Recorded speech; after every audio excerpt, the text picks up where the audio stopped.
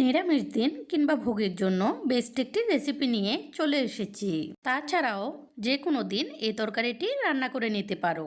ভাত, রুটি, পরোটা কিংবা পোলাওর সাথে খেতে ভীষণ মজা লাগে। তো ফ্রেন্ডস, আমি তৃপ্তি আর তোমরা দেখছো তৃপ্তির রসুইঘর। আশা করছি রেসিপিটি তোমাদের ভীষণ পছন্দ হবে, তাই স্কিপ না করে পুরো ভিডিওটির সাথেই থাকো। এই তরকারিটি রান্না করার জন্য প্রথমে চুলায় একটি কড়াই বসিয়ে দিব আর কড়াইয়ে দিয়ে দিব পরিমাণ মতো সরিষার তেল। তোমরা চাইলে এখানে সয়াবিন তেলও দিতে পারো, কিন্তু যে কোনো নিরামিষ তরকারি সরিষার তেলেই অনেক ভালো লাগে। তেলটা গরম হলে এখানে আমি হাফ কেজি পরিমাণ আলু এরকম বড় বড় করে কেটে রেখেছি, সেইগুলো দিয়ে দিব। তোমরা চাইলে দমের আলু তো আর একটু বড় করেও দিতে পারো, কিন্তু আমার কাছে এভাবে দিলেই ভালো লাগে। এখন এখানে একটু করে লবণ এবং হলুদের গুঁড়ি দিয়ে দিব। এরপর এগুলোকে ভালোভাবে নেড়ে মিশিয়ে দিয়ে ঢাকনা দিয়ে দিব। আর ঢাকনা দিয়ে দিয়ে আমি এগুলোকে ভাজবো। ঢাকনা দিয়ে ভাজলে এগুলো খুব সুন্দরভাবে ভাজি হয়ে যাবে আর একটু নরম হয়ে যাবে। এভাবে কিছুক্ষণ পর পর ঢাকনাটি তুলে এগুলোকে নেড়ে দিব, না হলে পুড়ে যাবে। এখানে তোমাদের কাছে একটি অনুরোধ রাখি, তোমরা যারা আমার চ্যানেলে নতুন, ঘরোয়া সকল ধরনের রান্নার সহজ এবং সুস্বাদু রেসিপিটি পেতে আমার চ্যানেলটি সাবস্ক্রাইব করে রেখো। আর যারা আগেই সাবস্ক্রাইব করে রেখেছো তাদেরকে অসংখ্য ধন্যবাদ। তো আলুগুলো এরকম কিছুটা ভাজি হয়ে গেলে এখানে 1 কেজি ওজনের একটি ফুলকপি আমি সুন্দর করে বেছে কেটে এরপর কুসুম গরম জলে 20 মিনিট মতো ভিজিয়ে রেখেছিলাম। এতে করে ফুলকপির যে একটা গন্ধ থাকে সেটাও চলে যাবে আর পোকা থাকলে সেগুলোও চলে যাবে। এখন এই ফুলকপিগুলোকেও আলুর সাথে ভালোভাবে ভেজে নিব। এভাবে কিছুক্ষণ নেড়েচেড়ে ভেজে এরপর এগুলোকে ঢাকনা দিয়ে ভাজতে থাকবো।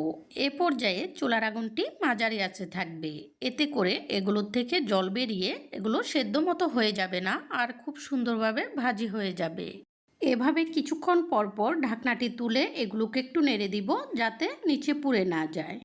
আমার এই রেসিপিটির স্টেপ বাই স্টেপ ফলো করে রান্না করলে ফুলকপি আলুর দম খেয়ে অনেক মজা পাবে। এভাবে সুন্দর করে ভাজি করার পর দেখো আলু এবং ফুলকপিগুলো খুব সুন্দরভাবে ভাজি হয়ে গেছে।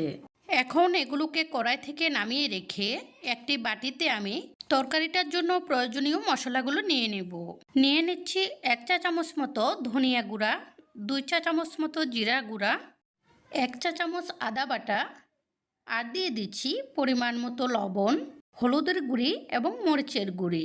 পরিমাণ মতো বলার কারণ এই মশলাগুলো তোমাদের পছন্দ অনুযায়ী বাড়িয়ে কমিয়ে দিতে পারো। এখন অল্প করে জল দিয়ে আঙুল দিয়ে নেড়ে নেড়ে মশলাগুলোকে গুলিয়ে সাইডে রেখে দিব। আর যে কড়াইটিতে ফুলকপি আলু ভেজে নামিয়ে রেখেছিলাম সেই কড়াইটিতে এখন পরিমাণ মতো সরিষার তেল দিয়ে দিব। আর তেলটা গরম হলে ফোড়নের জন্য দিয়ে দিব 2টি তেজপাতা ছিঁড়ে, আর দিয়ে দিব 2 টুকরা দারুচিনি, 3টি এলাচ। এগুলোকে একটু নেড়ে ভেজে নিব জাস্ট সুগন্ধ ওঠা পর্যন্ত। এরপর এখানে গুলিয়ে রাখা মশলাগুলো দিয়ে দিব।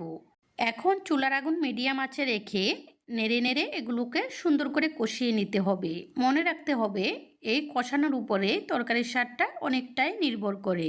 এই মশলাটা কষানো হয়ে উপরের তেল উঠে আসলে ভেজে রাখা আলু এবং ফুলকপিগুলো দিয়ে দিব। এখন এই মশলার সাথে আলু এবং ফুলকপিগুলোকে নেড়ে নেড়ে সুন্দর করে কষিয়ে নিব। এতে করে মশলার স্মেলটা আলু ফুলকপির সাথে সুন্দরভাবে মিশে যাবে। নেড়ে নেড়ে কিছুক্ষণ কষানোর পর এখানে অল্প করে জল দিয়ে দিব এগুলোকে একটু সেদ্ধ করার জন্য। এরপর ঢাকনা দিয়ে দিব। ফুটে উঠলে চুলার আগুনটি ডিম করে এভাবে 15 মিনিট সময় পর্যন্ত বসিয়ে রাখবো। 15 মিনিট পর পরিমাণ মতো সেদ্ধ হয়ে গেলে ঢাকনাটি তুলে নিব।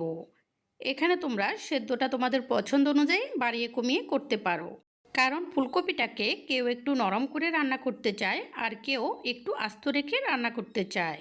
এ পর্যায়ে এখান থেকে কিছু আলু আমি একটু চামচ দিয়ে ডলে মিশিয়ে দিব। এতে করে ঝোলটা হালকা ঘন হবে। এরপর এখানে ঝোলের জন্য আমি কুসুম গরম জল করে রেখেছি পরিমাণ মতো, সেইগুলো দিয়ে দিয়েছি। এখন ভালোভাবে ফোটার জন্য অপেক্ষা করব। এখন 1 মিনিট মতো এগুলোকে এভাবে টকবক করে ফুটতে দিব। এতে করে তরকারির স্বাদটা আর একটু বেড়ে যাবে। এরপর এখানে দিয়ে দিব 1 চা চামচ চিনি এবং পরিমাণ মতো গরম মশলা, এগুলোকে উপরে ছড়িয়ে দিয়ে হালকাভাবে নেড়ে মিশিয়ে দিব।